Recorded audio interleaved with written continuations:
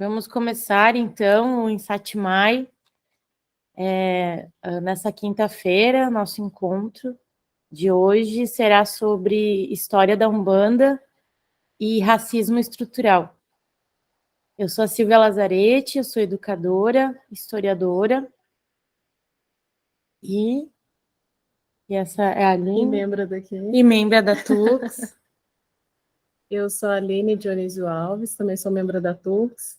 A gente faz parte de uma organização de terreiro, né, aqui dentro, como função. Opa, ainda? Não. Como uma função aqui mesmo, eu acho que ainda deu. A nossa câmera.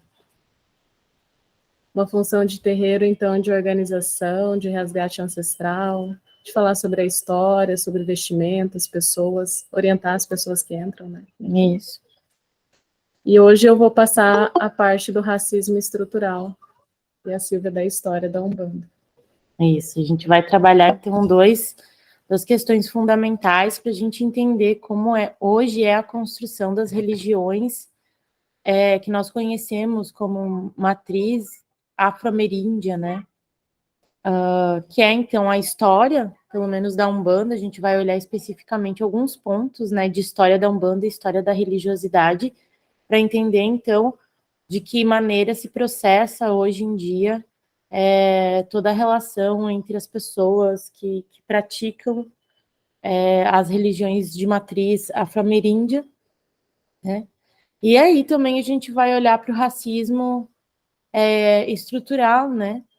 Que são duas práticas aí, a história, né, das religiões, bem como o racismo estrutural. Elas são dois pensamentos, enfim, que estão conectados, né? A gente precisa olhar para a Umbanda, também lembrando que sofremos processo de racismo aí, né?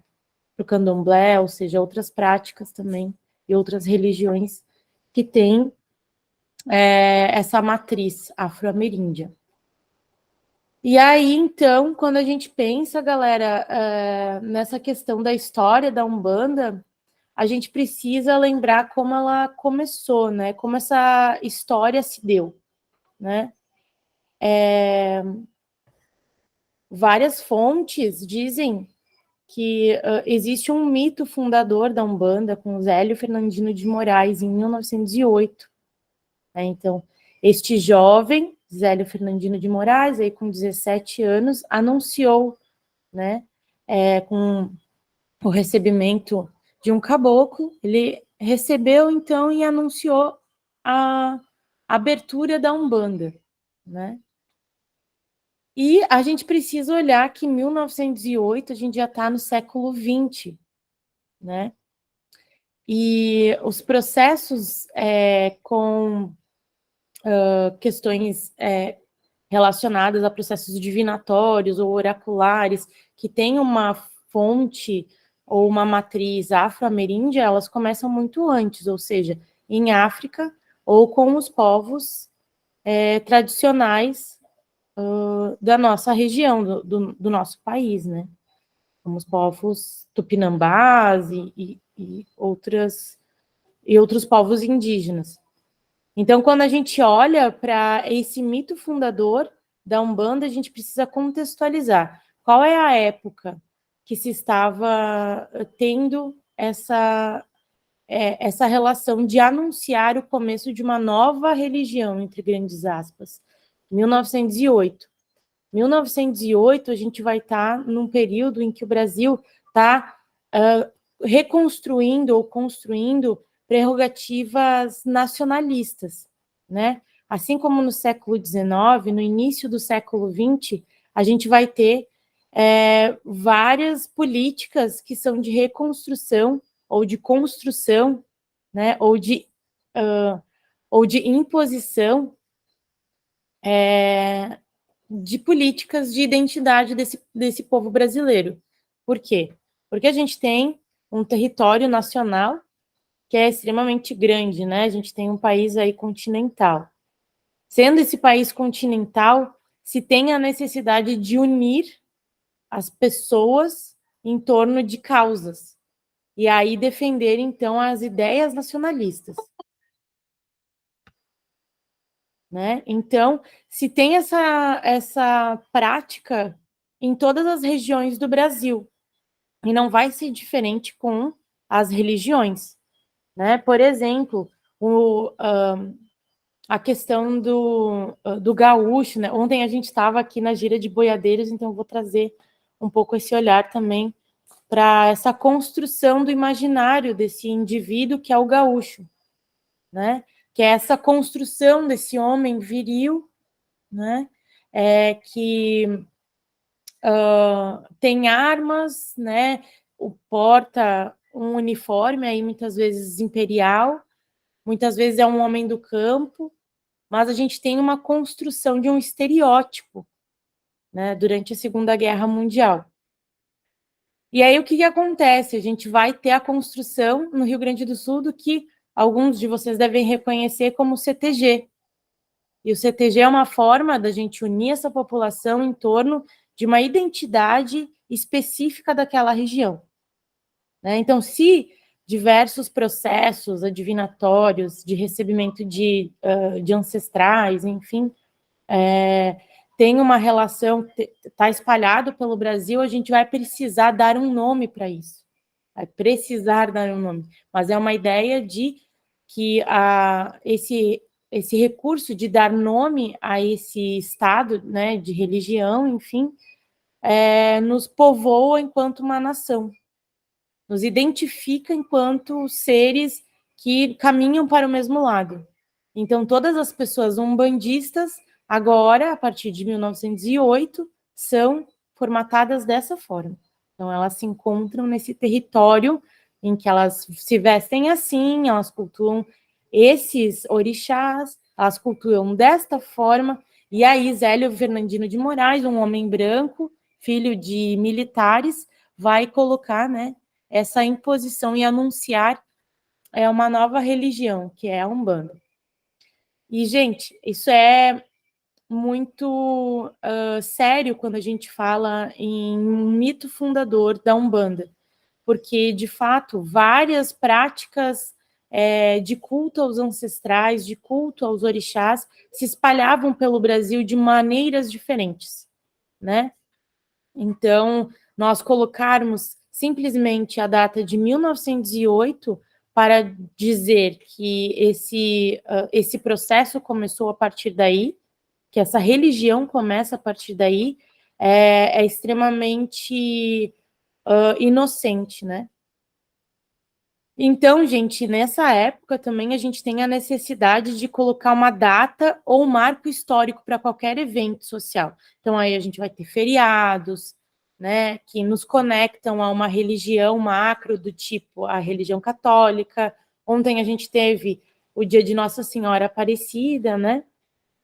A gente vai ter feriados nacionais também que se remetem a questões políticas e com marcos históricos da sociedade, né? E para isso também a gente precisa olhar e ter pessoas como heróis, né? Isso também é uma prática que é muito forte durante políticas superfascistas, né? Olhar para um espaço de tempo histórico e entender um indivíduo como um ser heroizado, né? Quase divinizado aí, né? A gente vai ter várias pessoas no Brasil que vão ser colocadas como heróis, né, na nossa história, né? E o Zélio de Fernandino de Moraes vai ser essa pessoa para ter essa fundação desse marco histórico, desse olhar para um herói, com uma data, com um marco, né? Vai se institucionalizar essa religião, né? Logo depois, gente, a gente vai ter, na década de 20, na década de 20 e 30, a gente vai ter o Estado Novo, que vai aplicar muito mais fortemente esse olhar para as práticas de dar heróis, colocar heróis, né, dentro dos eventos históricos, né? Colocar também marcos históricos como uma visão única, uma verdade única para a história de qualquer evento social, né? E aí a gente tem algo que é muito importante, que vai conectar com o que a Aline traz, que é o embranquecimento.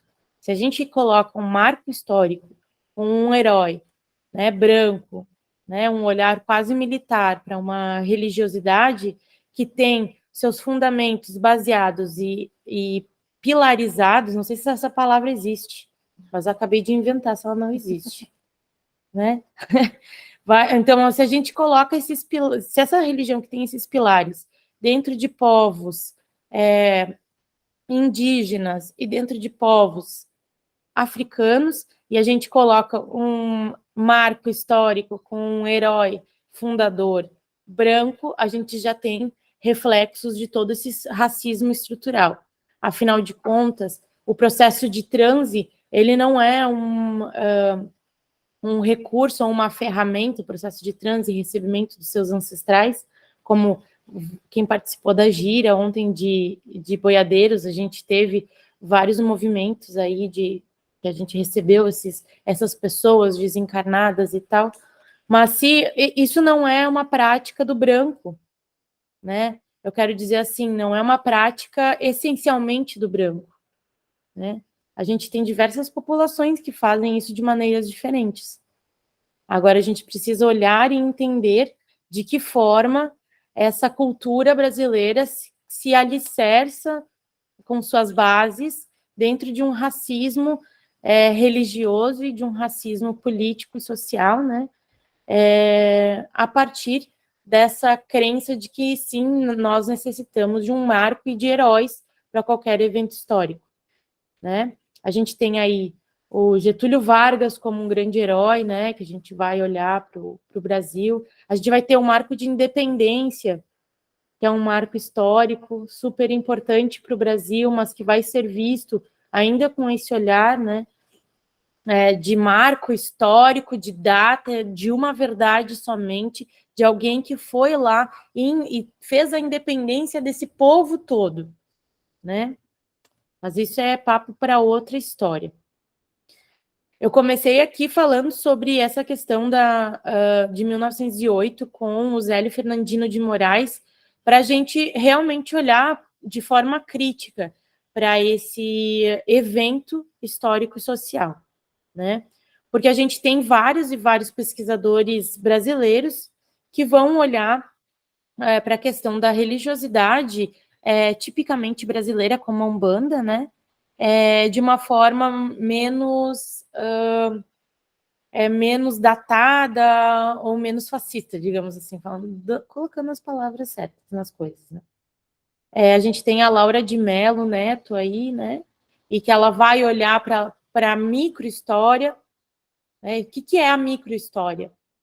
Ela vai pegar a história de uma pessoa para entrar num contexto geral. A macrohistória é a história de uma população inteira, que a gente vai olhar os eventos sociais, isso que a gente fez aí, olhando para a República Café com Leite, por exemplo, se a gente for estudar o governo militar e tal. Agora, dentro dessas eras, desses marcos históricos, a gente vai ter também pessoas vivendo essas circunstâncias, essas situações. E a microhistória, ela dá a oportunidade, então, da gente colocar uma lente de aumento nesse coletivo. Então, a gente vai olhar para uma pessoa a partir de documentos históricos, né? E documentos históricos não é somente aquilo que é escrito. A gente vai olhar, então, para a vida de uma pessoa e vai entender o contexto geral. Né? E é isso que a Laura de Mello faz quando ela estuda o Calundu com a Luzia Pinta. Ela olha para essa mulher, né, e vai dialogar com os documentos, porque ela é colocada à Inquisição e tal, ela é presa, torturada, enfim, dentro do processo de Inquisição no Brasil, e que a gente acha que a Inquisição só aconteceu também na Europa, né? Quando a gente estuda história, a gente esquece de estudar o Brasil e entender que a Igreja Católica teve papel fundamental nesse embranquecimento de qualquer situação do Brasil. Então, a Laura de Mello vai olhar para esta pessoa com os registros que ela tem sobre os registros escritos dentro dos tomos da Inquisição, do Santo Ofício, e vai olhar para esta pessoa que foi torturada, enfim, e vai tentar entender qual o processo aí. E aí ela vai entender as raízes do calundu, né? Que é uma prática em que se diz, né? A Luzia Pinta dizia que ela recebia ventos de adivinhar. Então ela colocava penas nas orelhas e aí dançava e tal, e recebia ventos de adivinhar. E esses ventos de adivinhar eram trazidos pelos seus ancestrais, né? O que é interessante é que a própria Laura de Mello traz documentos históricos que mostram que o próprio branco da Casa Grande ia, né, no momento de apreensão em relação à sua própria saúde, por exemplo, ele ia se consultar com a Luzia Pinta lá na senzala, né? Então, toda a sociedade se beneficiou com a saúde que se promovia entre essas pessoas que faziam esse processo, né? Quando a gente olha para as religiões de matriz afro-ameríndia, a gente precisa entender que esse coletivo também se transborda, né, dentro dessa relação com seus ancestrais, a fim de percorrer a própria saúde do coletivo. Né? Então, quando a gente pensa dessa forma, a gente também desromantiza e descoloniza o nosso olhar sobre a questão da religião. Mas a Laura de Mello Neto, ela não foi a primeira a escrever sobre microhistória. Teve um cara chamado Carlo Ginzburg, que esse é um cara muito massa de qualquer pessoa ler. Ele escreveu O Queijo e os Vermes, que é a história de um moleiro na Itália, que é também pego pela Inquisição, e ele aprendeu a ler sozinho, visto que as pessoas, né, no seu popular não tinham possibilidade de conhecer as letras, né, não tinha possibilidade de serem alfabetizados. Ele vai ler a Bíblia e vai aprender a ler sozinho. Ele vai fazer suas próprias interpretações, que são diferentes das interpretações da igreja. E, claro, esse moleiro vai ser levado à Inquisição, ao Santo Ofício, para responder aí pelos seus crimes diabólicos, né? Então, esse olhar para a microhistória é super importante quando a gente pensa nessas pessoas que foram excluídas dessa sociedade. E quando a gente pensa também nesses vestígios arqueológicos aí, que foram deixados por tradições orais, né? Então, galera, vocês já devem ter ouvido né? Já devem ter ouvido muito sobre a Inquisição na escola. Sei lá, todo mundo fala, né, das mulheres que eram consideradas bruxas, a caça às bruxas, né, que foi um movimento político também, né, de caça a mulheres que eram líderes. Agora, quando a gente pensa no Brasil, a gente precisa pensar que essa questão da Inquisição, ela se dá por meio de um processo de racismo aí, né? Então, essas pessoas que também atendiam aí nas senzalas ou em outros locais populares, elas eram muitas vezes aprisionadas e levadas a serem julgadas, né? No processo de Inquisição, e muitas vezes elas eram mortas, ou levadas, despatriadas do Brasil, iam para Portugal, e lá ficavam até morrer sem a sua identidade, sem o seu componente coletivo. Então, uma forma também da gente ter esse racismo religioso muito forte é desmembrar, né, essas pessoas. Desmembrar e fazer um processo de desidentificação. Então, eu jogo essa pessoa em outro local para que ela, né, tenha um processo aí tão violento que acabe falecendo ou indo chegando à loucura, enfim, por um processo de extrema violência, tá? A Inquisição no Brasil também vai nos levar a entender que muitas vezes o transe é consequência ou é uma própria doença psíquica, e muitas vezes as pessoas na atualidade também enxergam dessa forma. E também a gente tem uma coisa muito interessante dentro da questão da Inquisição, e que se a gente olhar para o nosso contexto social e político do Brasil, com esse governo, né, a gente precisa pensar que o medo é uma estratégia, é uma arma, né? É uma arma. Então, se há o medo de uma população inteira de ser considerada uma pessoa ou judaizante, uma pessoa demoníaca, e essa pessoa vai ser presa, vai ser expatriada, vai acontecer um processo de violação do seu próprio corpo, então esse medo, ele vai ser uma arma, porque o meu vizinho, ele pode esqueci a palavra, ele pode me,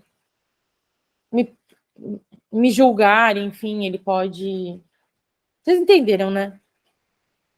Sim, obrigada. Né? Então, esse próprio meu vizinho, pessoas da minha família, podem ser pessoas que vão relatar ao Santo Ofício que eu sou uma pessoa que tenho práticas de bruxaria, né? Que recebo os meus ancestrais no espaço da Tux, né? Essa intolerância. Né? É intolerância. Então, ela surge como dessa forma. E por que esse medo é instaurado? Porque qualquer pessoa que entendesse,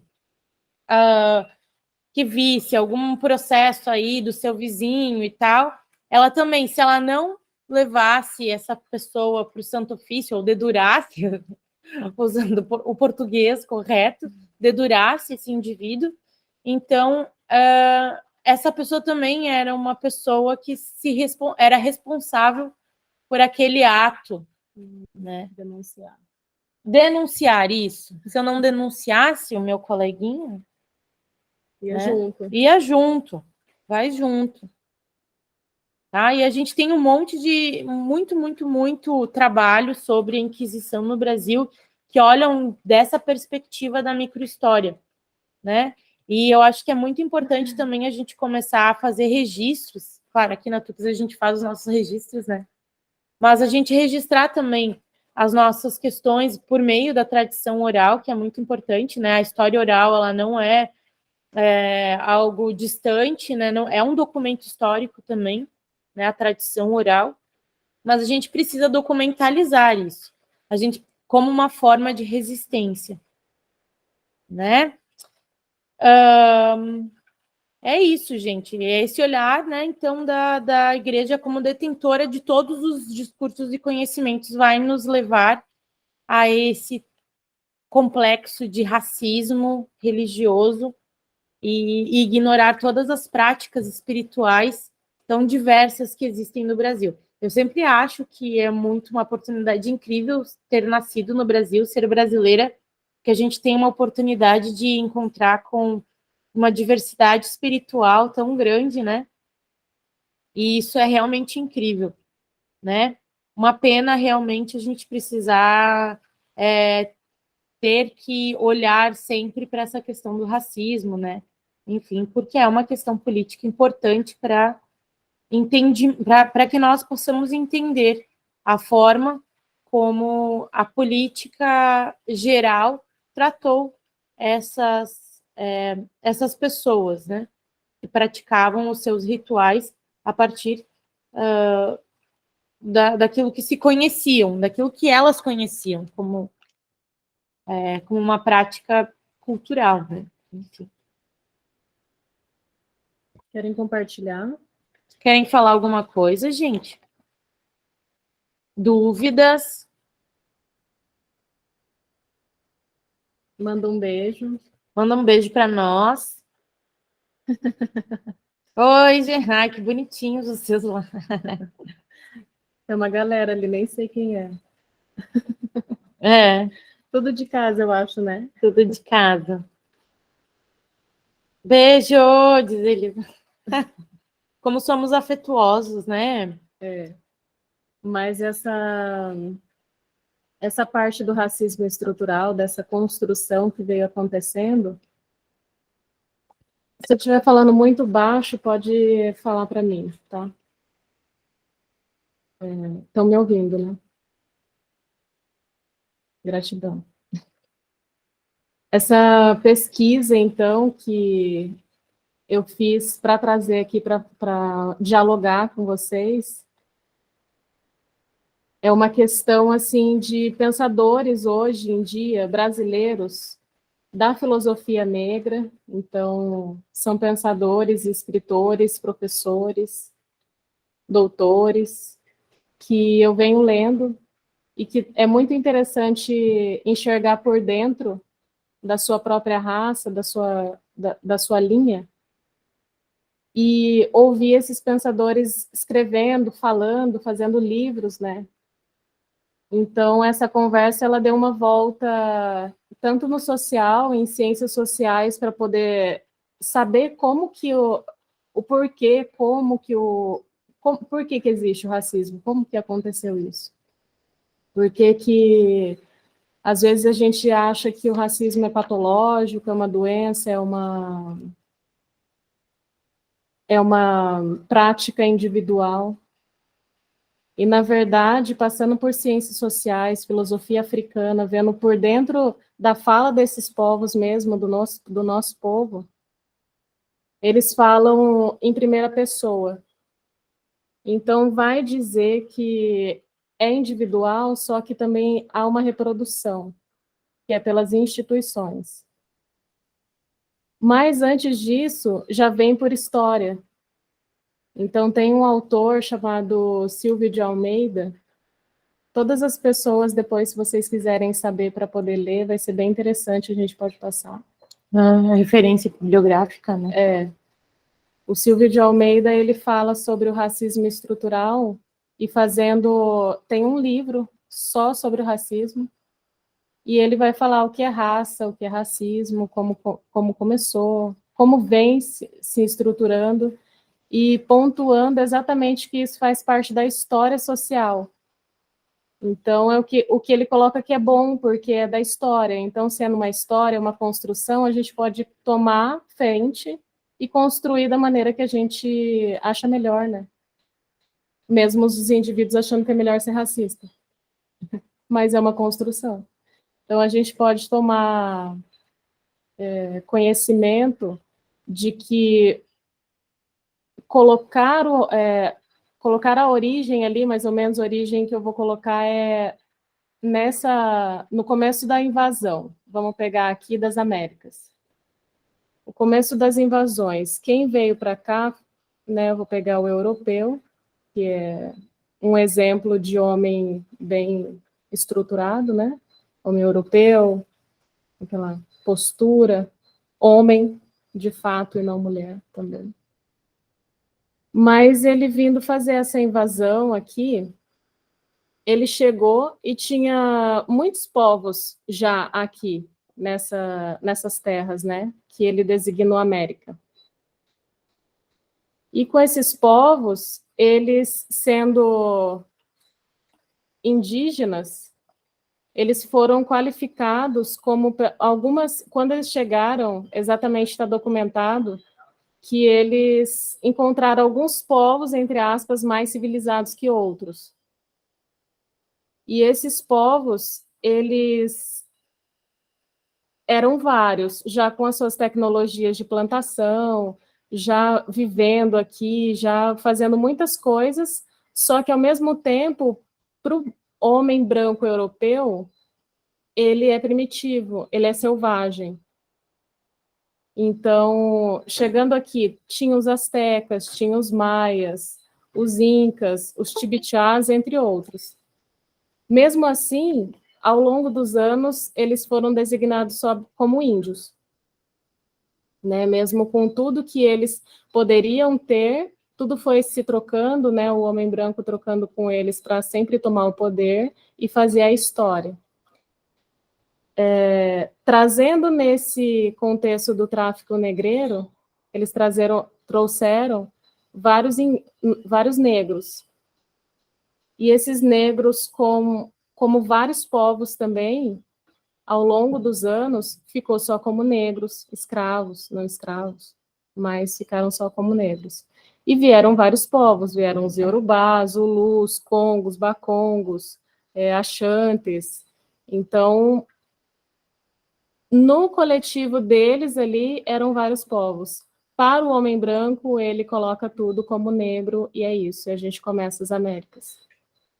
Então, daí ali nas Américas, aí tem o poder e o domínio do ensinamento para eles, a bendita colonização. E daí eles começam a colocar a filosofia deles, a religião, começa a ensinar, a também a usar o medo e começar a colonizar, colocando a própria religião, tirando o passado deles. Então, essa parte, o Silvio fala que é um novo tempo histórico, aonde eles começam a ensinar a América primeiro, para depois ensinar a Europa e deixar dali em diante o passado deles para trás. Não existe mais. Então, mais um apagamento bem ali no começo das Américas. Então, ali no século XVI. Só nesse trecho do tráfego negreiro que está acontecendo, né? Então, ali começa uma nova identidade racial, colonial e negativa. Para quem? Para quem está vivendo isso, né? Eles estão fazendo história. Então, por dentro dessa história, o Silvio de Almeida, ele fala que a gente tem que partir do princípio que o racismo, ele é estrutural, porque ele integra todas as práticas sociais. Tudo que a gente fizer, naturalmente a gente está reproduzindo o racismo, porque ele é estrutural. Mesmo que uma pessoa seja um indivíduo falando, eu não quero ficar perto de você porque você é preto. Por quê? Não só não legitimando o indivíduo, mas sabendo que a gente reproduz a partir de uma história construída. Principalmente aqui das nossas terras, né? Falando de nós, falando aqui, é sempre falando da gente, o outro e o social, para a gente ter uma noção do agora, do aqui e do amplo também. Não somente nessa aula a gente pode conversar sobre racismo estrutural, porque ele é uma longa conversa, porque ele tem várias partes que são essenciais para a gente saber que ele é reproduzido no nosso dia a dia, na nossa sociedade, nas áreas que a gente participa da nossa vida. Quais são as áreas que a gente participa da vida? Estudo, colégio, família, relacionamentos amorosos, trabalho, rodas, ensinos. Então, eu queria linkar isso para a gente poder compreender junto que dentro de uma religião que tem uma raiz negra, a gente vem reproduzindo racismo naturalmente, porque ele é naturalizado. Ele ficou como uma coisa muito comum desde essa época que eu comecei a história. Então, ele sendo naturalizado, como eu posso saber que eu estou sendo racista? Se quiserem compartilhar alguma coisa, é só apertar a mãozinha, tá? Eu paro.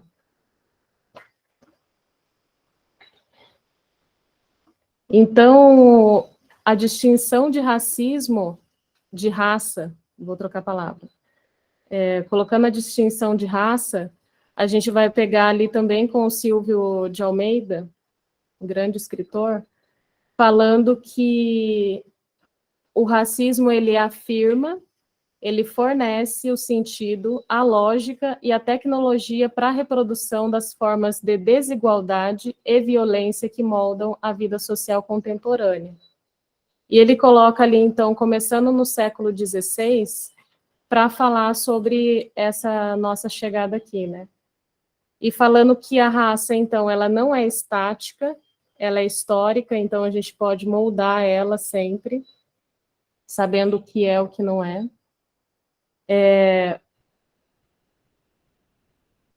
Que tem por trás da raça, começada ali no século XVI, porque eu sou um homem branco, eu cheguei aqui agora nessas terras, no Novo Mundo, aí tem esses povos aqui, esses daqui, então agora vamos começar a distinguir as raças, o que tem poder, o que não tem poder aqui, que é a estruturação do racismo e a estruturação da crença, da filosofia, de tudo que o europeu queria chegar e fazer.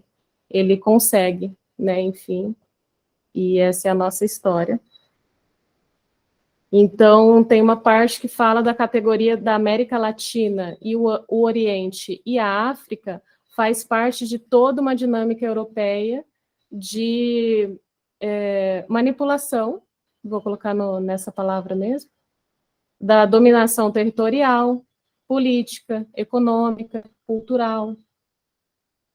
Então, vem-se fazer essa história durante muito tempo aqui, nessas Américas, agora Brasil, né? Então, como que a gente não pode, como pode achar que é só individual? É uma história, é uma construção. E uma parte também que me lembra aqui é uma autora, Asa Ingeri, ela é da filosofia africana, e ela fala sobre a compreensão de negritude. Apesar dela sempre ser elaborada, sempre ser falada, né, e vivida, ela é muito diferente, ela é alheia à experiência, a experienciação de ser negro aqui, no Brasil. Porque quem nasce no Brasil é negro de uma maneira, quem nasce na África é de outra maneira, cada um tem a sua vivência. Mas é importante que a gente saiba o que é diáspora, que é quando se nasce aqui já, nessas terras, e que a gente não vive igual. Muito menos o branco vive igual. Ele pode ser branco aqui exatamente por um plano social. Aí a gente pode falar da raça na sociedade sendo uma construção para ser dessa maneira. Então, a gente vai falar mais do negro, porque ele é mais a pirâmide da base. A base da pirâmide, que troca. A base da pirâmide. Então, fica mais colocado que a raça fica mais centrado para o negro, para o indígena.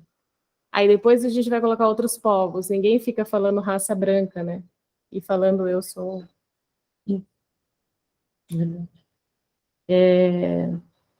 Uma coisa também no social que acontece com a gente é quando é colocado a palavra pardo. Então, essa palavra também foi mais um pouco aqui nesse século de embranquecimento. Tipo, se eu falar que eu sou parda, automaticamente, em uma escala muito grande, várias pessoas vão colocar e o negro vai diminuindo, como se não houvesse. E o Brasil tem mais de 50% sendo negro no Brasil. Tipo, negro não está pela pele. Não é dessa maneira, mas é assim que a gente aprende. Eu aprendi dessa maneira. Eu sou negra pela minha pele, ela é branca pela pele dela. Mas a realidade não é essa. A realidade é uma construção social de raça, classe, gênero. Então, a construção é diferente. Não é pela pele.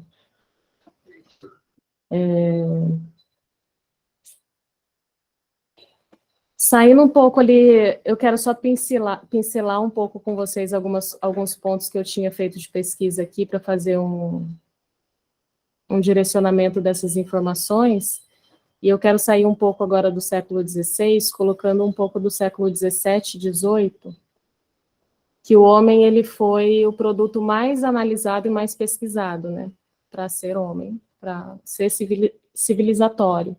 E começar a distinguir essas raças, então, agora por pensamentos, penso, logo existo, essas coisas assim. Lá na parte do iluminismo também fala muito.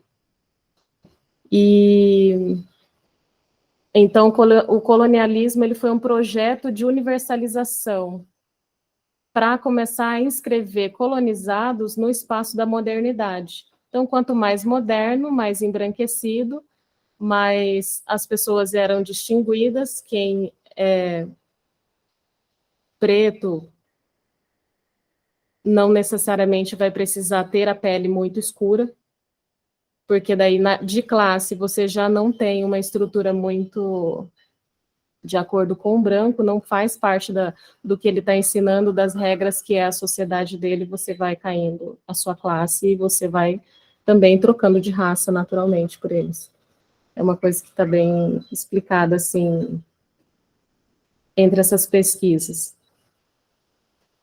Então, a classificação de seres humanos serviria mais para o conhecimento filosófico, mas também como uma das tecnologias do colonialismo europeu para submissão e destruição de populações da América, da África, da Ásia, da Oceania, com um conjunto de práticas econômicas entre esses séculos em acordo com os estados, sendo com a venda de humanos também.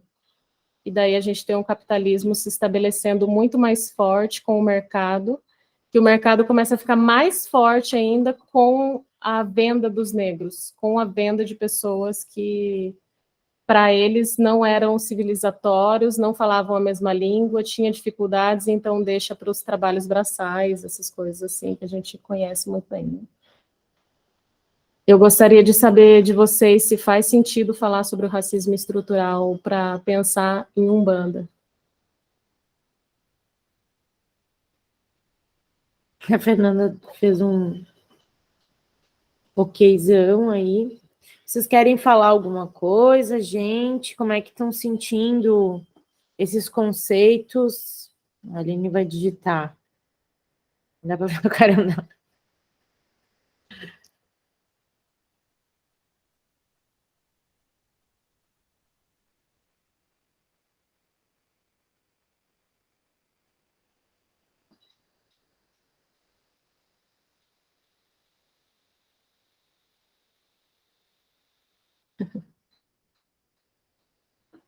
Que engraçado, não dá para ouvir.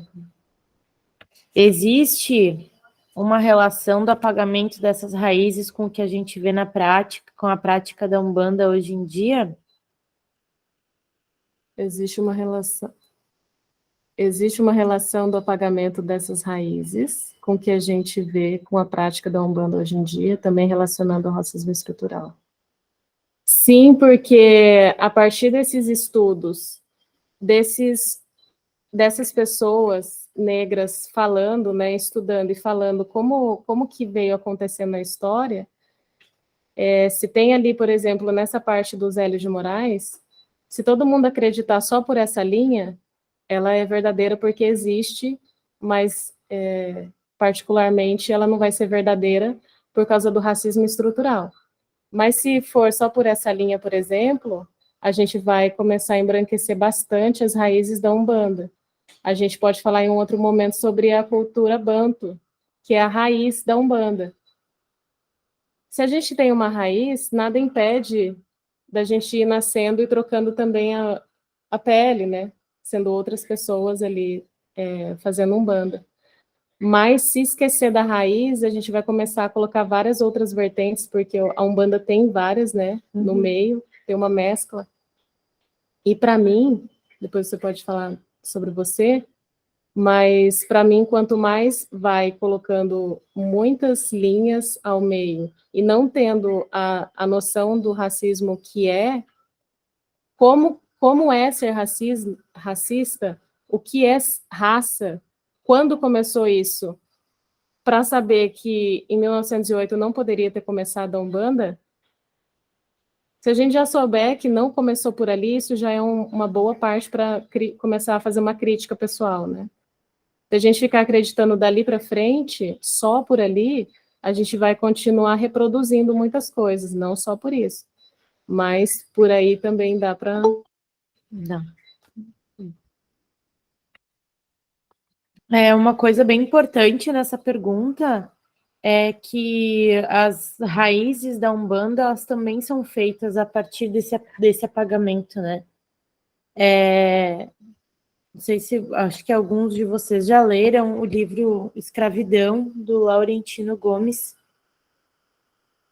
Então, também, o processo de escravidão, né, dessas populações também constitui algo muito importante para a gente pensar na história de qualquer religião que chega aqui, né, de qualquer religião que é construída a partir desses pilares. Então, não tem como a gente pensar que existe uma religião que não olhe ou que não tenha uma relação com o racismo estrutural e um apagamento histórico, porque eu acho que essas duas questões, elas formam o que a gente tem hoje como Umbanda.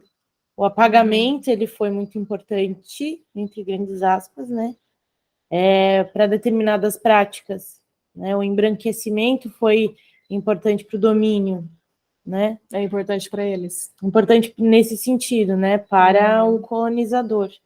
Né? Então, quando a gente olha para a Umbanda e quando a gente olha para outras práticas também que vêm de matriz afro ou indígena, a gente precisa olhar para o processo, né, dentro do território brasileiro, a gente precisa olhar assim para o processo de escravidão e entender essa história, e não só pelo viés do Brasil, no sentido de vamos entender a organização econômica da escravidão, da chamada escravidão moderna, né, que foi esse evento que aconteceu no Brasil, mas olhar sim para a África, mas olhar sim para os povos indígenas, né?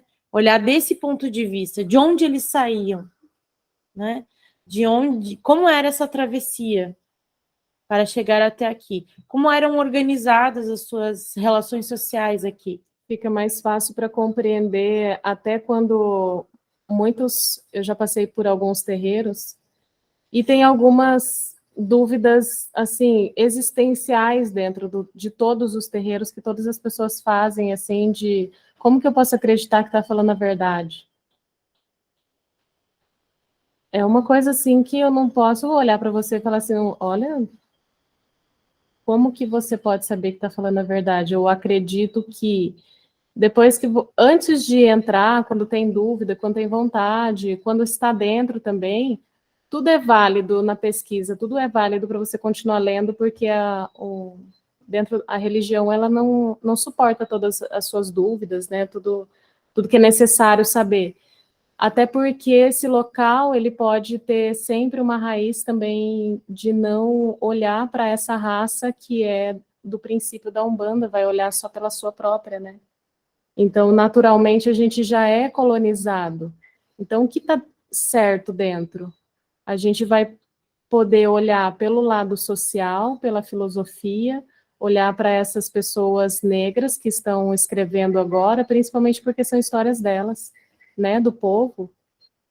Então, e vai falar sobre todo esse tráfico que aconteceu de fora para cá. Então, aqui são terras invadidas, né? Se alguém não sabe, aqui são terras invadidas. Aqui tinham indígenas, aí tinha os negros que vieram juntos, daí tinha um poder, tinha alguém que dominava. Hoje, ainda em várias, foram mudando as escalas, né, de dominação. Então, mas a gente ainda continua vendo o nosso governo. Queria abrir um parênteses aqui. Então, se a gente começar a olhar bem o contexto todo, talvez eu não precise perguntar se ali dentro do terreiro que eu vou, que eu quero ir, ou que eu já estou, se está certo ou errado. A gente vai olhar mesmo pelo o que ele está fazendo, como ele está servindo.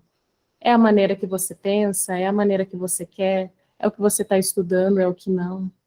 Porque a gente pode ir pelo bom senso da escravidão. É um bom senso, eu acho, né? Uhum. E esse olhar também sobre uma verdade única é um processo, como a gente conversou aqui no início, né, que a gente falava do marco histórico, né, da anunciação, da criação da Umbanda, né, com o Zélio Fernandino de Moraes. A gente não precisa olhar para a Umbanda ou para qualquer outra prática religiosa como uma verdade única, né? Esse é um processo também da gente descolonizar as nossas próprias práticas dentro do terreiro, né? Não existe uma verdade única e universal, né? A gente precisa olhar, sim, quais são os recursos que isso me oferece, né? Ou também o que estamos resgatando nesse espaço território, né? Uhum. Olhar também para o terreiro como esse lugar de práticas ancestrais, sim, mas também de práticas que se colocam num contexto social e político atual, né? E que nós, fazendo um resgate, aí a gente pode encontrar várias demandas pessoais, várias questões, né?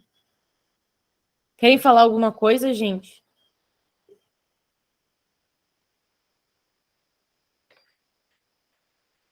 Então, eu vou colocar alguns pontos aqui de algumas datas que eu separei para a gente poder saber o que aconteceu ali, mais ou menos, tá? Dali do século XVII,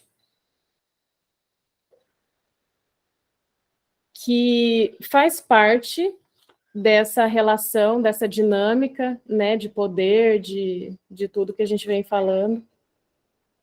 Ali em 1824, esses negros, essas pessoas negras, eram considerados semi-moventes. Eles poderiam ser hipotecados junto com as casas, quando ele virou produto, né?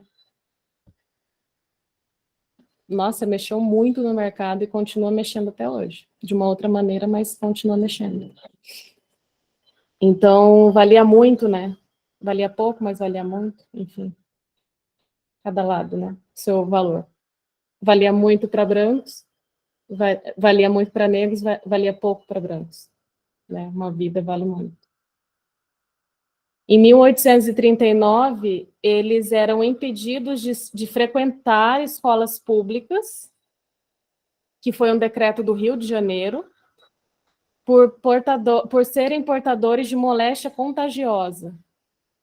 Então, ali a gente tem um decreto onde nenhuma pessoa negra pode estudar, então ela não pode ter conhecimento, não pode adquirir nada. São povos que continuam sendo trabalhadores, né? Escravizados, outros pagos, outros livres, mas acontecendo. Em 1850, teve a proibição do tráfico negreiro. No mesmo ano, foi oficializada a Lei Terras, aquela que impede os negros e pessoas não escravizadas, alforriadas, a não terem direito à terra por aqui. Boa noite, Sulimara. Imagina. Vai ficar gravado, tá? Então, em 1850, mesmo que tenha proibição, eles colocaram uma lei para não ter terras. Então, ele já não tem o estudo e ele não tem terras. Então, ele é um sem terra e ele também não pode ter acesso à educação. Continuamos a nadar, né? Vamos trabalhar. Não só os negros, mas os indígenas, né? E a gente vai empurrando isso para as beiradas, para a marginalização, para a beira da sociedade. Então, sendo assim, o governo, ele começa a fazer a contratação de pessoas de fora. Por quê? Já não bastasse a educação e tirar as terras, eles queriam tirar agora o trabalho, que é a parte da contratação de pessoas de fora. O governo já tinha um subsídio e estava tudo pronto, todo o plano já estava pronto para fazer isso. Então, eles começaram a contratar alemães, italianos, japoneses, pessoas de fora para trabalhar para cá e fazer uma substituição. Né? Aí a gente consegue fazer uma distinção agora das raças também, que eles começaram a fazer em todos os âmbitos. Indo para 1889, 1888, a gente tem a Lei 3.353, que é a Lei Áurea, que é uma suposição, né, que foi a abolição, mas mesmo assim não trouxe igualdade, a gente continua na desigualdade da sociedade brasileira, deixando então os brancos, não brancos, negros, indígenas, sem educação, sem terra e sem trabalho.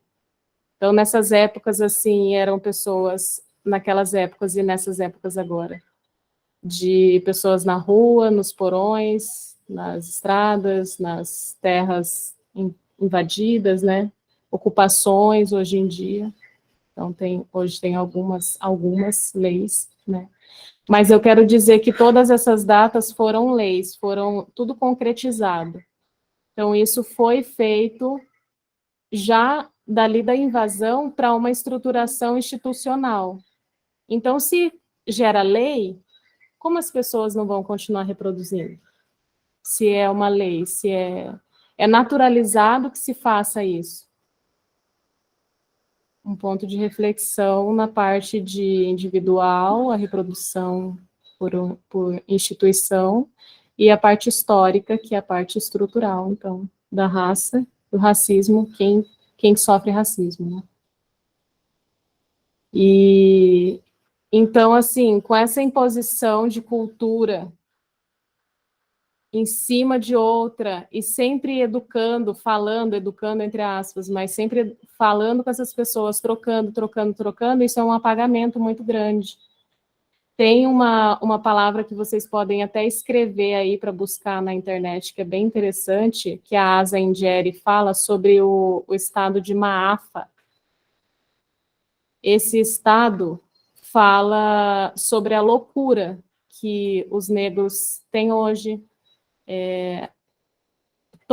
tudo que pode acontecer com uma pessoa hoje na sociedade. Pode ser que muitas pessoas não saibam da história, nem olhar para trás, nem olhar nas suas próprias raízes, né, por várias circunstâncias, por vários motivos, mas que moram todos nas margens da sociedade. Podem não saber o que acontece dentro delas, mas na psicologia africana começa a falar sobre esse estado de Maafa, que é para falar sobre a história da nossa ancestralidade vivendo tudo isso, e hoje a gente vivendo de uma outra maneira, de uma outra circunstância, isso dá uma estafa, isso tem uma coisa que às vezes não podemos explicar, mas é porque já vem da raiz, já vem de tudo isso, porque a psicologia africana enxerga de uma outra maneira o ser humano, ele enxerga como um todo. Não vai falar só sobre uma coisa ou outra, assim como o colonizador foi fazendo, estudando o homem. Mas a psicologia africana vai olhar como um todo e vai saber que essas pessoas aqui em diáspora, as pessoas que nasceram aqui, elas têm essas raízes, não só as negras, mas os brancos, porque, né, a gente vai nascendo, vai fazendo essa mistura, mas a nossa raiz sempre vai ser preta, indígena, né, o colonizador ali, enfim. Mas a gente tem esse estado de Maafa, de destruição, de desespero, de pânico, de tudo dar errado, acaba nas regiões periféricas. Então, essa não tem ensinado desde antes. Então, como é essas famílias do passado, sem terra, sem educação, marginalizados, qualquer herança. Então, é como se fosse o resumo todo dessa ópera aí para o estado de Maafa, como pode ser dentro de uma pessoa na psicologia africana. É muito interessante ler e ver sobre isso. E daí, então, chegando aqui no fim, mas o começo de tudo também, para a gente poder trocar uma ideia, e espero que vocês queiram dialogar aqui com a gente. Esperemos que sim. Então, que foi pincelado que isso não é só individual, que isso não é patológico, que não é uma doença, ser racista, né? Pode ser, né? As pessoas ficam bem loucas com isso, elas saem da casinha e faz violência, né? Que coisa inacreditável. Mas que é reproduzido. Então, por isso, nós somos todos e devemos sempre observar as coisas que acontecem, nada é mimimi, né, como dizem por aí. E para a gente observar as coisas que acontecem num todo, num geral, na sociedade, como a gente foi manipulado, educado, ensinado, cuidado com muito amor e carinho por essa pessoa, né, que queria colonizar também. Não é só pelo mal que a gente consegue ser colonizado, mas é com todo amor e carinho, eu queria te ensinar dessa maneira. Sim. Que dentro do terreiro acontece, e a gente pode olhar, então, o social, as instituições, o que vem acontecendo, a história, de onde você nasceu, a história da sua família, são pontos bem importantes para a gente saber aonde que está o nosso racismo, aonde que a gente aprendeu e não está enxergando, um ponto particular e que abre aqui no social. Quando souber aqui, o social vai ficar mais tranquilo para saber. Ó, a Fernanda escreveu alguma coisa. dá para ver que hoje em dia muita gente branca participa de terreiro. Muitas vezes mais pessoas brancas do que negras. Na visão de vocês, como a gente pode descolonizar as práticas de terreiro? Fala aí, Helena. Pode falar. Pô, que perguntinha, hein, Fernanda? Ah, a Fernanda é professora, tá, gente? De sociologia. Eu tô na busca, a gente está na busca, eu acho, né? Eu acho que a forma de uma forma de descolonizar as práticas de terreiro é justamente fazer o que a gente está fazendo aqui hoje, estudar, né? Se a gente olha historicamente sem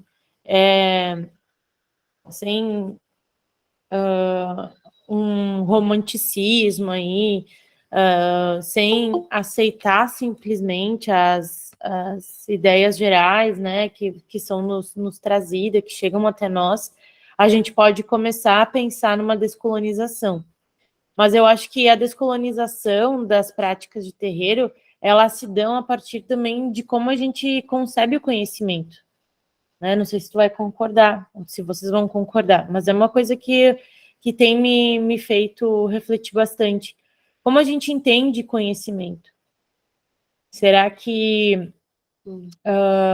eu ter uma prática de utilização de determinada erva, né? Macerar a erva, será que as sensações, os cheiros não são também uma prática de conhecimento? Será que conhecimento é só e simplesmente o que é dito e escrito pelo que instaura a caneta no papel? Será que as práticas orais, elas não são, não podem ser vistas como um processo de conhecimento também?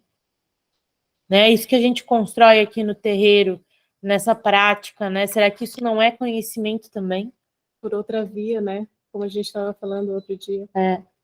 Então, a gente olhar de uma forma um pouco mais ampla para o que são as coisas da nossa vida, né? Se a gente tem o objetivo de descolonizar as práticas do terreiro, a gente precisa descolonizar também as nossas práticas cotidianas, descolonizar a forma como a gente pensa, né? A forma linear que a gente pensa a história. Realmente, como a gente sente praticando o dia a dia, né? Porque me lembrou a via que é o coração, que é a via do povo preto.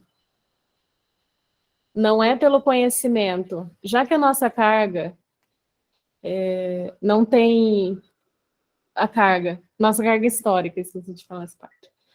Não tem, foram retiradas muitas coisas. O que a gente mais pratica é outra via, é a do coração, é a do sentido, os sentidos do corpo, né? Até a incorporação, né? Então é uma união, é uma integração de várias coisas acontecendo, é emoção, é um pensamento, é o sentimento, tá tudo acontecendo ali e você incorpora aquilo dali, incorpora essa sabedoria, essa integração de todos esses elementos, né, que estão acontecendo. E não necessariamente é escrevendo ou mentalizando ou racionalizando, né? Essa parte que eu queria falar, que são outros sentidos, outras vias. É um conhecimento a partir do corpo também, porque esse olhar que a gente tem de mentalizar, né, os processos todos de conhecimento, do tipo, eu entendo o que alguém fala porque eu escutei com os meus ouvidos. Ora, e se eu quiser ou se eu tiver a necessidade de escutar com os joelhos? Não pode? Como é escutar o mundo ou enxergar o mundo com o resto do corpo? Mais além, como é experienciar o conhecimento, quando você falou de planta, de macerar, como é você não colonizar a planta pedindo o que você quer e deixando que ela te mostre o caminho? Como é ser receptivo? Essa é uma via que não é pelo racional, você está sendo um receptor, você está acreditando e confiando. É outra via. É não colonizar. Eu vou usar a camomila para me tranquilizar. Então, você está usando, né? Estou usando para fazer alguma coisa. Acho que a gente pode ir por um outro caminho também, que é estar receptivo para aquela planta, experienciar o conhecimento e a sabedoria que ela pode trazer para a gente. Já sabendo também que é claro que um dos fatores que ela pode te proporcionar é uma tranquilidade emocional, o movimento que ela vai fazer em você talvez não seja igual que outra pessoa fez ou na internet estava falando. Então, outros sentidos, né? Sim. Isso também é descolonizar bastante. Isso é muito pessoal, né? Mas Se a gente tem um objetivo de descolonizar, a gente precisa, né, descolonizar um espaço coletivo, né, enxergar ele como um espaço que resgata a memória e as práticas ancestrais, enfim, dos povos Iorubá, dos povos Banto, né, dos povos indígenas. A gente precisa, antes disso, descolonizar o nosso dia a dia, né? Como que eu vou entender a prática de terreiro se o meu cotidiano sabe, eu entendo o meu cotidiano dessa forma colonizada? E esse processo de descolonização, eu entendo que todos nós precisamos fazer, inclusive pessoas negras, pessoas indígenas, todas as pessoas, porque nós sofremos constantemente com o processo do colonizador, da via única de conhecimento, né? E outras tantos olhares de via única, né? De padrões. A gente foi assumindo porque isso é social, né? Mas e se eu olhar de uma forma ampla, né?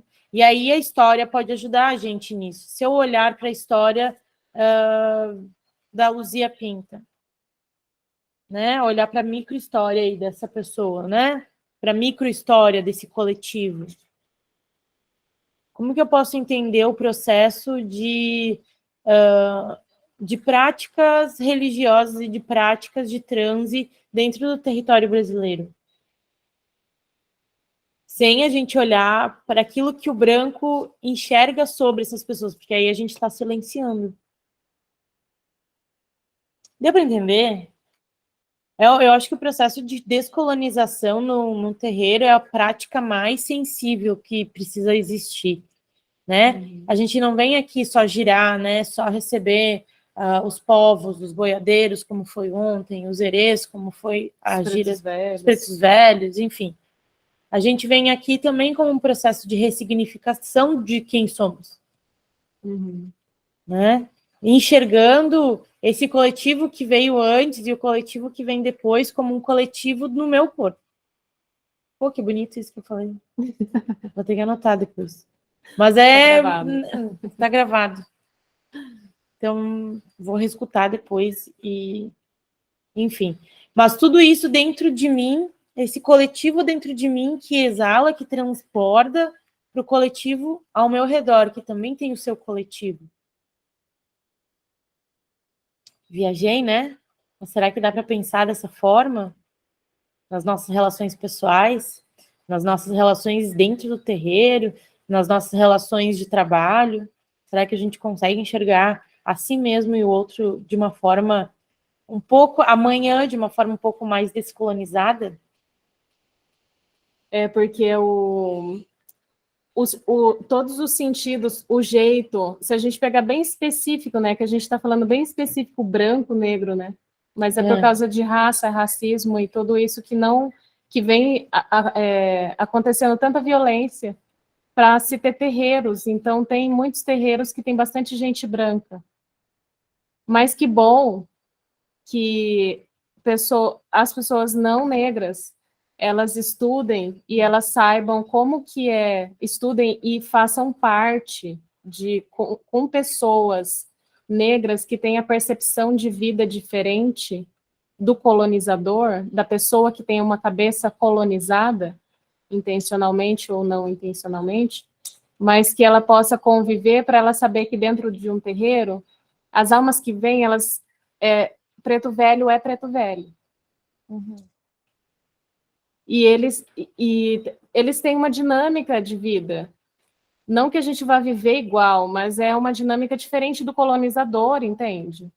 Eles foram castrados para não praticar a própria religião e aprendeu outras, mas tá tudo bem para eles, eles aprenderam bem, assim, novas magias, né, novas mirongas, e isso faz parte da história. Tá tudo bem, de novo, porque ontem a gente teve boiadeiros e Nossa Senhora, e da onde vem Nossa Senhora? Vem de uma religião cristã. E, gente, tá tudo bem de novo? Né, eles são maravilhosos. Mas para a gente conhecer, separar, se quiserem tudo, separar tudo, né, na cabeça, assim, saber o que estudar, o que ver, para ver todo um social, conviver com pessoas para saber como é a dinâmica de ser preto dentro de um terreiro, a oralidade que é, a gente quer escrever tudo, quer compreender, quer ler, quer saber, quer entender o tempo todo, e às vezes fica ali colonizado com aquele negócio, eu não sei, então logo eu não penso, logo eu não existo. Aí a gente volta, né? Então, tá tudo bem, vamos ver por outras vias. É isso daí. Vamos ver por outras vias. Aí a gente já começa a descolonizar logo nesse ponto de sentir. E não de pensar como é Umbanda, e sim sentir com o coração que é essa via uterina da nossa comunidade preta, indígena, logo fomos outras pessoas e nascendo, né? Axé. Axé. Mas tem outra ali, ó. A Madá quer perguntar... Aqui, ó.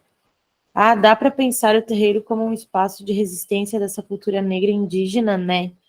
Mesmo que pessoas brancas participem, honrar essa história, essa raiz com respeito. Madá quer perguntar também. Pergunta, Madá, mas deixa a gente falar um pouco sobre isso antes. Claro, eu acho que a gente pode pensar assim como uma prática de resistência e a gente reconhecer, né? Entender a história por trás daquela prática, né? E entender também esse processo de colonização. Aí a gente está fazendo um espaço de resistência. Porque daí é massa a gente ver que... Se tem um terreiro que tem várias pessoas brancas, eu acho que é assim que eu comecei a outra conversa, não finalizei nisso. Eu estava pensando que a gente tem terreiros com pessoas brancas e essas pessoas, elas têm os sentidos. E hoje em dia, falar branco e preto, assim, é uma coisa muito relativa, né? Porque eu posso ser uma... Aí a gente cai lá naquela parte do negro ser uma coisa mais social, a raça ser uma coisa mais social, né, de fundamento ali. E não sendo o não branco, o não preto, fazendo terreiro, ele auxilia muito para que dê continuidade, para as almas continuarem vindo. Isso é uma coisa muito particular que eu estou pensando agora, né? Mas todo o auxílio, tipo, não tem... Não, imagina se a gente for com preconceito porque tem um branco tendo um terreiro, né? Isso é ir pela mesma via do preconceito, porque a gente tem as raízes, a gente tem as crenças, a gente acredita, a gente nasceu, quantas vidas tivemos antes, como é a nossa história, num astral, num geral, não só aqui, né? Então, é uma muito boa as pessoas brancas fazerem terreiro, incentivarem, colocarem outras pessoas, olhar para esse social, lutar por isso, porque também tem mais... Socialmente tem uma liderança melhor do que o negro, né? O branco. E daí, ir atrás disso e defender essas causas junto com todos também é uma coisa fantástica. Todo mundo está unido, está fazendo pela mesma causa, e os nossos ancestrais todos juntos, que são família, é uma outra conversa também que a gente pode fazer em um outro momento, que é a família astral. Aí quando vem aqui tem branco, tem loiro, tem moreno, tem... Aí a gente não vai olhar muito pelo espiritual, a gente não vai olhar muito a cor, mas vai ver a família, né? Somos todos família aqui no terreiro. Não, como somos fofos. O Igor. Mas olha que interessante, a imagem de Nossa Senhora encontrada não é negra? Pois é, né? Pois é. Pois é. Tem tantas histórias também, eu acho que tem uma história que fala que ela não, ela não era negra, mas ela também não era branca, alguma coisa assim. Eu não sei, tá? Eu não sou dessa linha, não posso falar nada. Mas que pintaram, que ela estava no fundo da água, que daí foi colocado preto, mas aí depois foram embranquecendo, falando não, porque ia ficar muito escuro. E não é essa pretensão de confundir as religiões, mas olha só, não confundir as religiões. Tipo, cristã e o que os negros faziam, né, antes. Não podia, o negro não podia estar ali em cima do altar. Como assim estar ali no altar? Uma coisa aí que a gente escuta no cristão, né? Fala, Madá, quer falar? Estão me escutando? Sim. Então, boa noite para quem é de boa noite, Saravá. Eu queria, em algum momento eu escutei a Aline falando assim, quando que foi que você falou, acho que foi uma interação que ela pediu,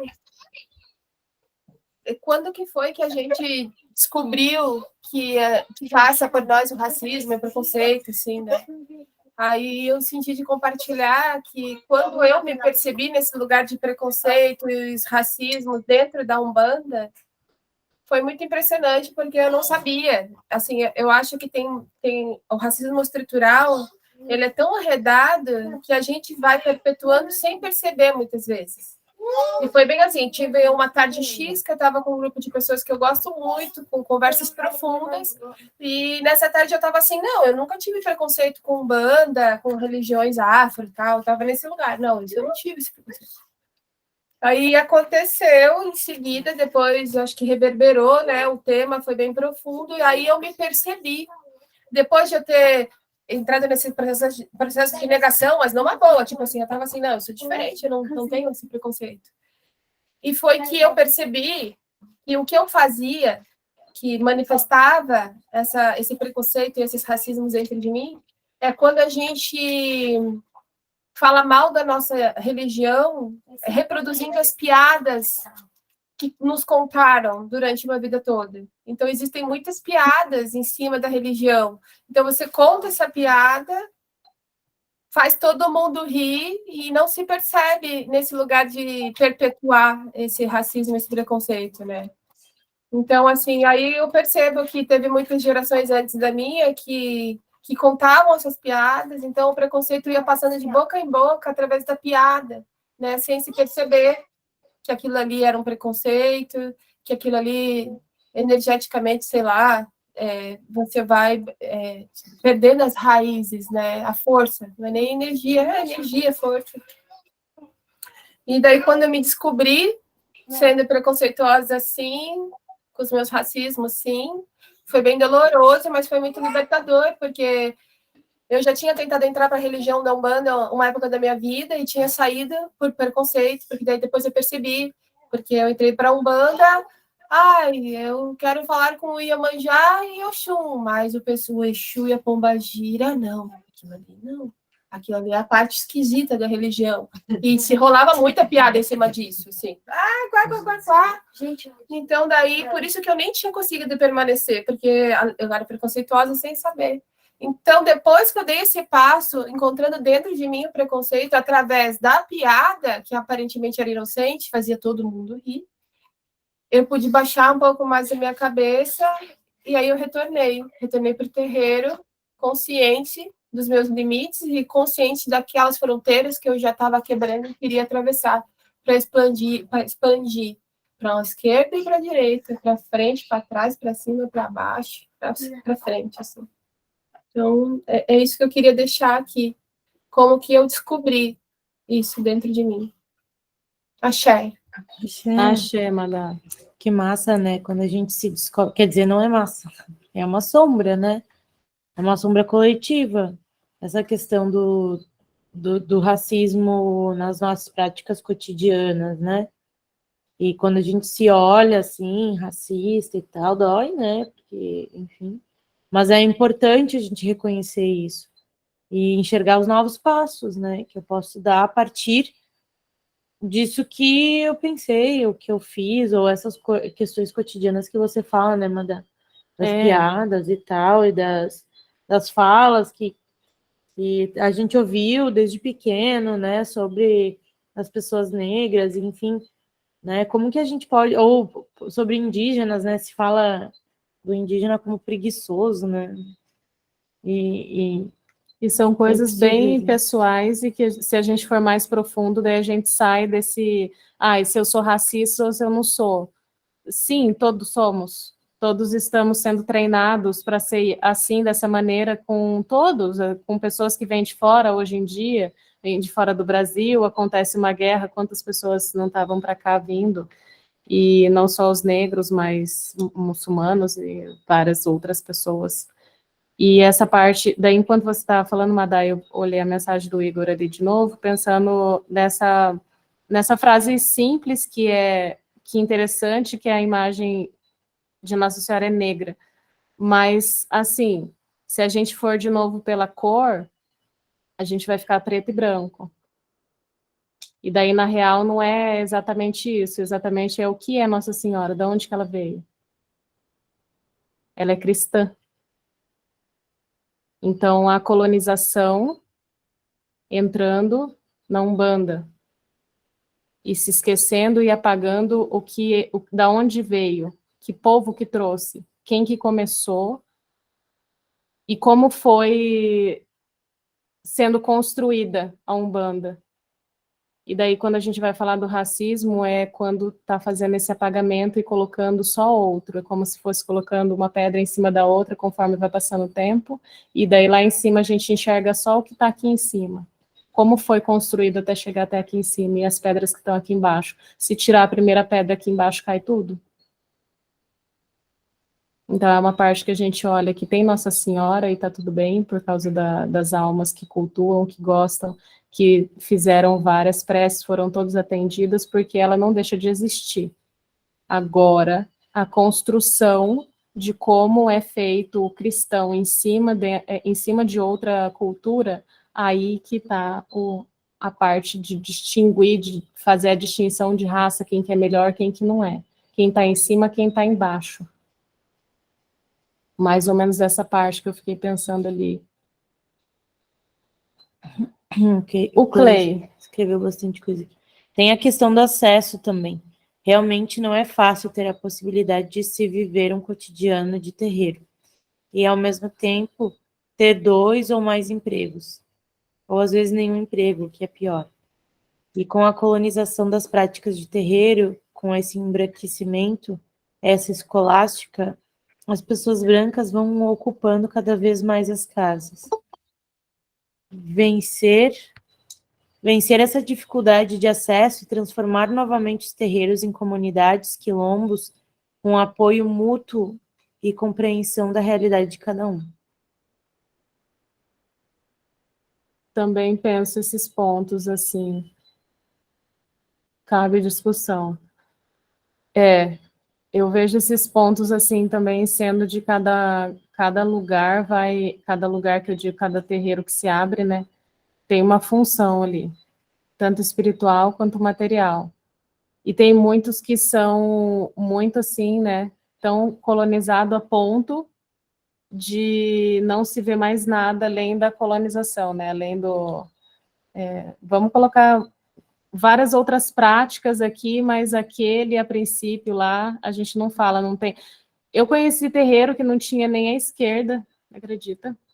Eu não sei como que acontece, eu nunca participei, eu só fiquei sabendo realmente que tem terreiro que fala que não é bom mexer com Exu e Pombogira, mas o terreiro se sustenta tendo Jesus Cristo, Nossa Senhora e outras entidades. E eu penso e fico pensativa nisso, de não saber nem sobre as origens, sobre nada. E também me veio uma questão de como falar isso, como fazer essa construção de saberes com terreiros muito antigos, de senhorinhas, assim, né, mais velhas, que elas cultuam literalmente toda a igreja católica dentro de um terreiro. Como falar? Como conversar? Né? A Cíntia colocou aí, você é a favor de um altar totalmente sem sincretismo? Eu acredito que daí depende da Umbanda mesmo, Cíntia? Acho que ela, sim, isso, da Umbanda. Acredito que cada terreiro tem uma maneira de lidar com o sincretismo dentro, né? Tem terreiro que não tem Jesus Cristo, não tem Nossa Senhora, né? Uhum. Vai falar de outros pontos, vai falar sobre os orixás, as entidades, mas aí que vem naquela parte do estudo, o que que esse lugar, esse território, ele está proporcionando ali dentro, qual que é o objetivo espiritual e funcional aqui, né, de prática.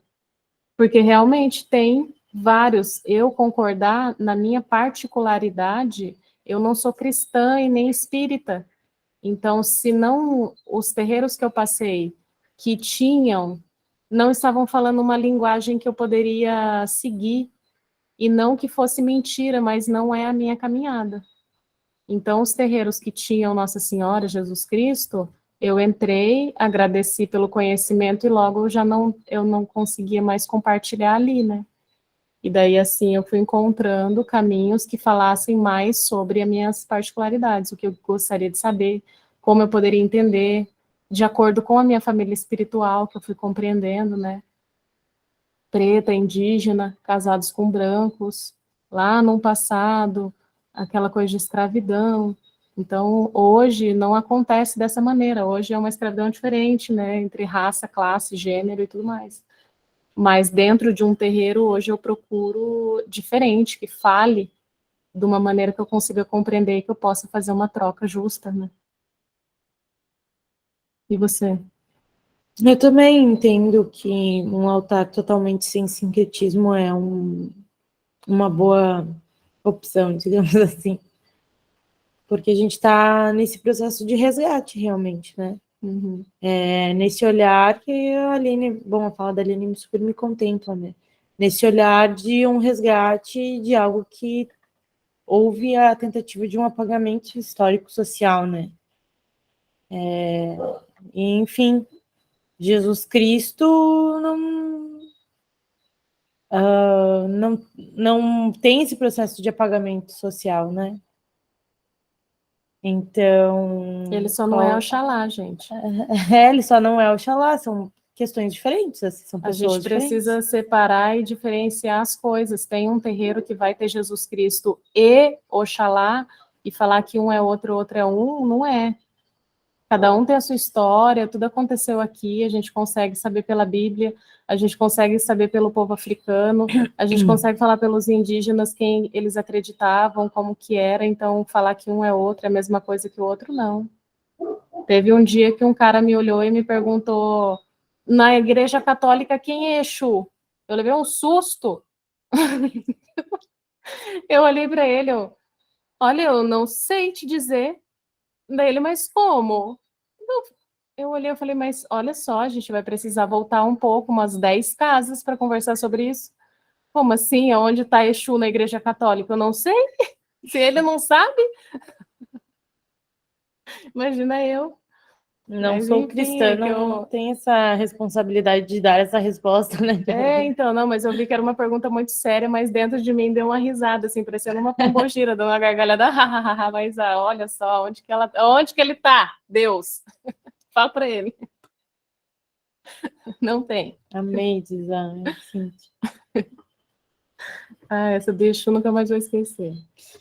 Sim, e tem uma outra questão que eu fico refletindo, né? Quem são as entidades de Umbanda? Quem chega no terreiro para nos dar orientação, nessa orientação espiritual, que também é um olhar para a saúde, né? São pessoas que em vida estiveram à margem, né? Quem foram os pretos velhos? Quem foram os caboclos? Né? Quem foram esses boiadeiros que a gente recebeu ontem? Quem foram os ciganos também, se a gente olhar para esse olhar se a gente olhar para esse povo, né? Sob também o ponto de vista de racismo, o quanto não se sofreu também aí, né? E quanto aprendizado a gente traz para o terreiro dessas pessoas que viveram muitas vezes à margem, né? Então, a gente está olhando sobre um outro ponto de vista social, a gente não está falando do médico, tá? Existe também, pode existir, enfim, não é uma questão. Mas eu quero dizer assim, a gente não está olhando sob o ponto de vista de quem é mais graduado, quem tem mais título, e sim quem teve feitos, e sim quem tem a possibilidade de nos disponibilizar essa questão da saúde. Acredito que quanto mais a gente desperta as raízes, quanto mais a gente vai despertar as raízes, me lembrou até rezo, assim, quando a gente está conversando e começa a despertar o espírito da planta. E é literalmente isso, quando a gente começa a despertar as nossas raízes, as raízes do que você está querendo ir, que é a Umbanda, se ali estiver despertando mais raízes pretas, a gente vai para saber o que é um quilombo, por que começaram a ter quilombos, o que é um quilombo, o que é um terreiro, da onde que veio. Então a gente consegue ver claramente que da onde veio um terreiro. Então por que apagar isso? Por que eu vou querer falar que o sincretismo ele tá ali, ele é válido, ele existe, né?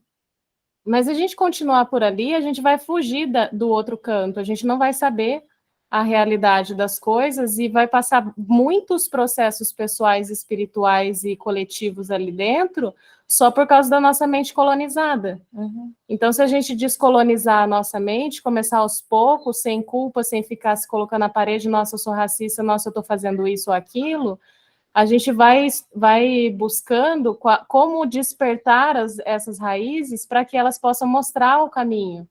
E, de novo, a gente sentir por outras vias, não só pelo conhecimento, mas pelo sentimento, se quer, se sente, vai até lá, não fica esperando muito como entender, né? Mas como despertar essas raízes em você e deixar com que elas possam mostrar o caminho para você, como está acontecendo isso. A nossa mãe, Aline Padilha, ali colocou que a nossa casa Tux, que é essa por onde a gente está, nosso altar maravilhoso aqui, é só de origem preta. Aqui a gente louva os orixás, fomos resgatar junto ao povo iorubá as origens. Então é um estudo contínuo, né? A gente consegue ver que são estudos contínuos para sempre despertar e sempre ser e estar. O que eu sou e o que eu estou fazendo. Então, é ser e estar aqui, né? Uhum. Patrick.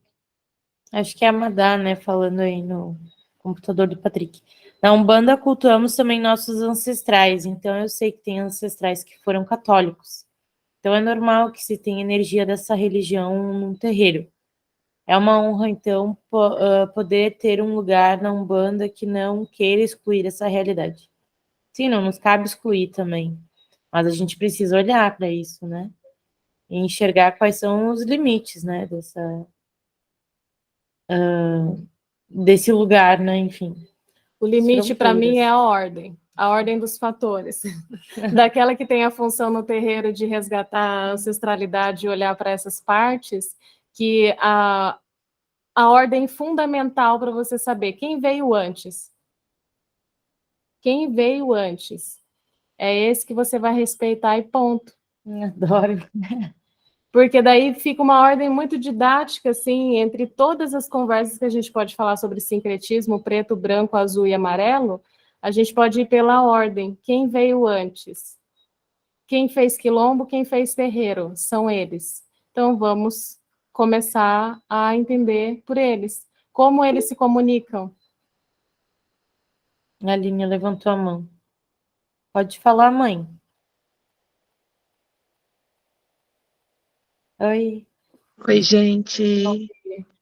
Que orgulho dessas filhas maravilhosas. Estamos aqui ouvindo, cheio de orgulho e alegria. Gostaria de compartilhar uma coisa, pode ser? Sim. Sei que o tempinho já está aí no final, mas gostaria de compartilhar aqui. Bem, eu tenho uma reflexão que é a seguinte, talvez eu seja muito, muito chata, mas eu penso assim, a Umbanda, em si, ela vai falar sobre culto aos mortos, aos nossos ancestrais. Digamos que o forte da Umbanda não é tanto a questão dos orixás. Os orixás vai vindo através, né, do povo iorubá, vai ser uma outra perspectiva. vai ser uma perspectiva diferente de tratar os orixás também. E eu vejo que quando a gente entra numa religião como a Umbanda, nós precisamos buscar as raízes. Se a Umbanda está falando de orixá, a gente precisa olhar para o povo Iorubá.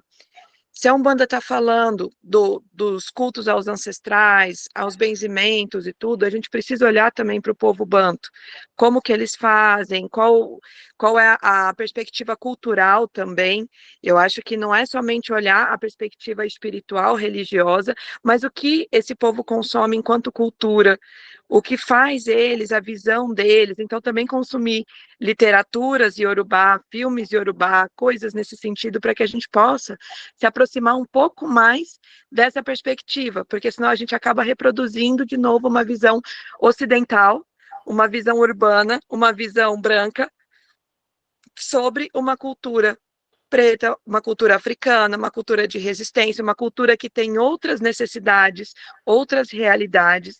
Então, acho que tudo isso precisa caminhar junto. Porque senão daqui a pouco a gente acaba caindo em devaneio. E daí eu não quero aqui estar falando do sagrado do outro, né? Vocês sabem que às vezes eu sou um pouco ácida, mas daqui a pouco tem uma galera inventando orixá, daí de repente surge orixá não sei da onde, e daí a gente vai procurar, mas como assim?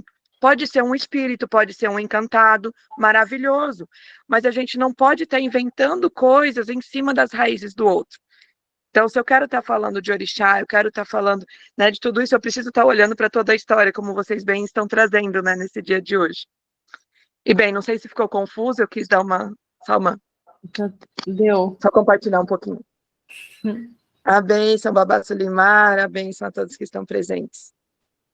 Axé. Axé. É isso, então. É isso, né? A gente até se passou no horário. Era até às 7h30, né? Uhum. Gente, mais alguma questão que vocês querem falar, querem comentar, querem conversar, querem mandar beijos para nós? E para você também, Xuxa? Como é que é? Aberta aí a fala para a gente poder começar a pensar no encerramento desse bate-papo, que foi maravilhoso. Não, ninguém vai falar com a gente? É isso mesmo? Sulimar. Fale, Sulimar. Seja bem-vindo.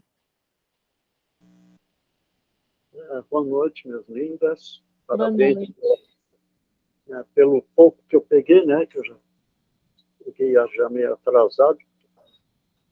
A internet é uma grandeza nesse país, né? Eu pensei que era só, né, uma capital e uma empresa de internet simplesmente suspende, não é nem bloquear, suspende um número sem nenhuma explicação, deixa um cidadão das 10 da manhã correndo atrás da máquina para entender. E da minha idade, imagina só, dessa forma que a gente toma um infarto sem se dar pela conta. A essa altura do campeonato, com toda a responsabilidade que se tem, não só religiosa, né, mas também particular. Né?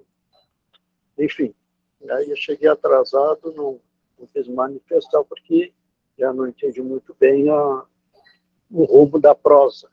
Mas quero dizer que o pouco que eu escutei, vocês estão de parabéns. A Aline é uma pessoa muito especial, sabe? Cuide dessa joia enquanto tem, porque a gente só entende o que é o valor da perda quando se perde. E como eu perdi meu babá, vai fazer 6 anos, eu sinto e vou sentir o resto da minha vida essa falta e essa necessidade. Mas dizer que eu vejo assim, a minha opinião, antigamente, nas antigas, como dizem aqui, eu venho do Rio Grande do Sul, né? É uma outra prática diferente, né? Bem diferente. Se fazia isso que vocês estão fazendo. Se o cacique, lá no Sul se trata de cacique, ou cacica, né? De terreiro, determinava um dia, a cada 15 dias, ou uma vez por mês, e a gente fazia isso, claro, sem esse nessa ferramenta maravilhosa que é a internet, que, né, não tem distância. Eu estou em Florianópolis, né? Então a gente fala como se estivesse um ao lado do outro. Se tinha esse diálogo, essas explicações, essas trocas de saberes. Mas eu entrei para o terreiro com 16 anos, fui fazer 16 anos dentro do terreiro, era só Umbanda, não tinha nação africana. Hoje, depois é que veio o Candomblé na casa, e aí a gente, quem quis, né, deu um passo a mais.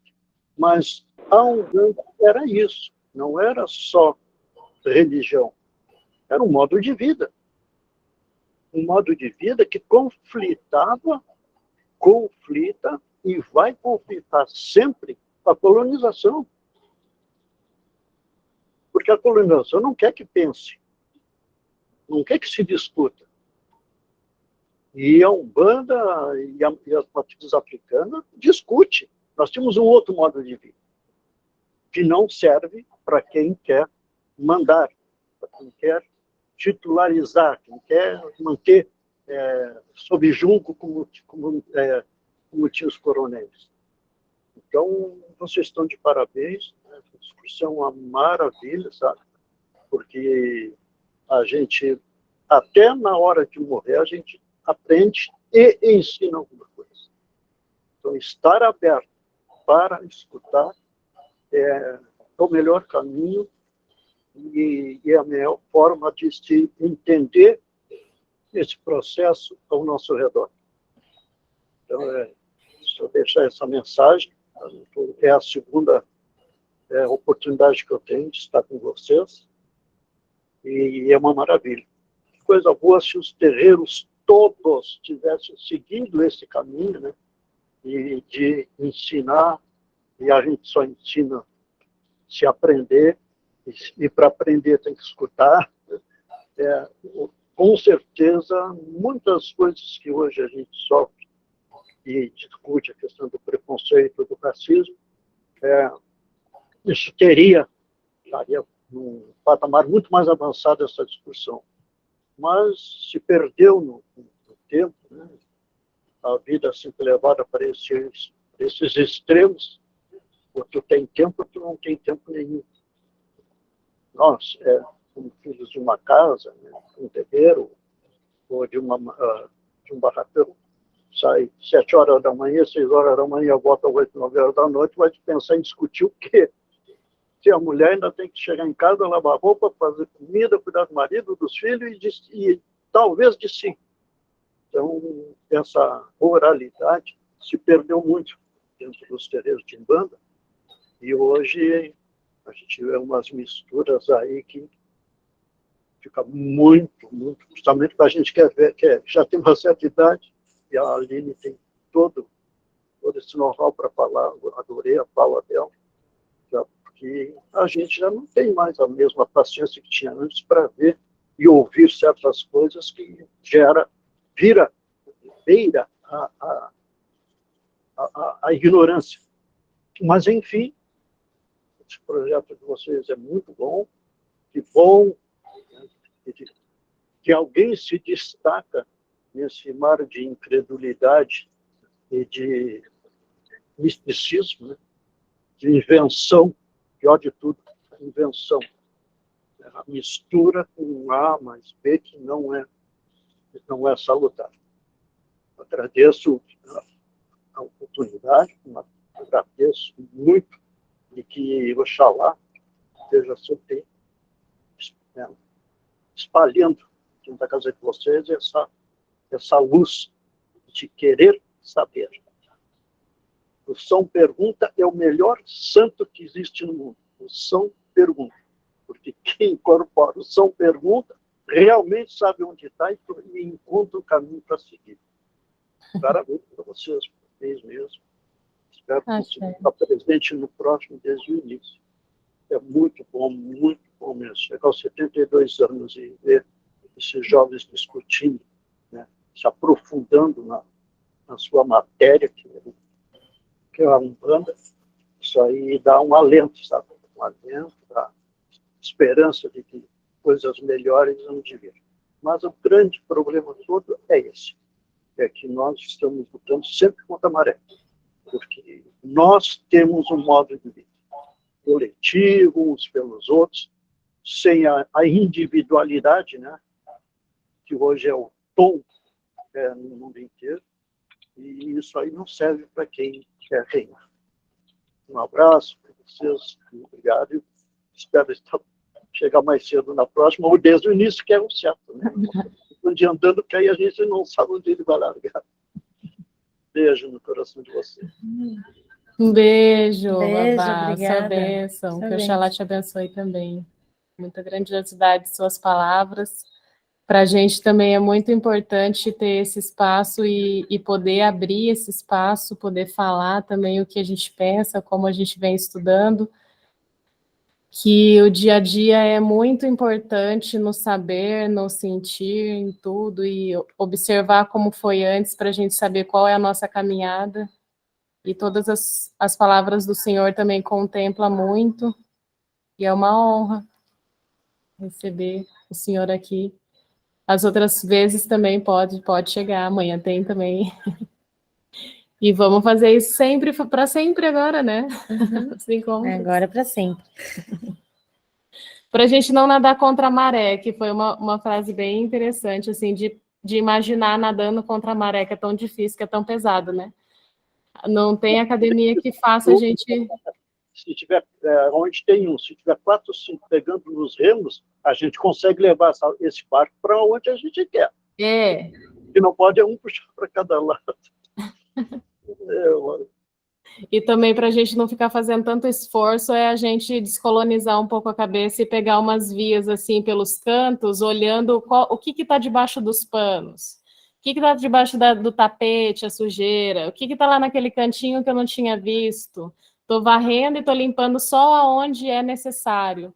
Então, se observar a história, como a gente está falando, está lidando durante esse tempo, umas vias, outros lados que a gente vai vendo o que está debaixo do tapete que a sociedade faz, como foi construída, para que a gente possa ver que pode ser diferente e ter outras alternativas, né, Babá? Com certeza, certíssimo. Então é isso. É isso, gente. A gente vai encerrando, então, o encontro de hoje, né? Obrigada a todos vocês que participaram. Obrigada, Aline. Gratidão. Obrigada, Tux, povo da casa, família. E é isso. Sigamos sempre estudando. O que vocês precisarem, a gente está aqui também para dar os recursos, as referências bibliográficas. Uhum. E, para além disso, a gente está planejando um curso de História da Umbanda e Racismo Estrutural, em que a gente vai olhar para esses pontos todos que a gente passou com bastante delicadeza. A gente vai se aprofundar, né? No que é o que é a história da Umbanda e o que é racismo estrutural, de uma forma um pouco mais profunda. Isso. Valeu, galera. Valeu. Um beijo. Beijocas. Até mais. Tchau, até. Tchau, tchau. Tá na gravação.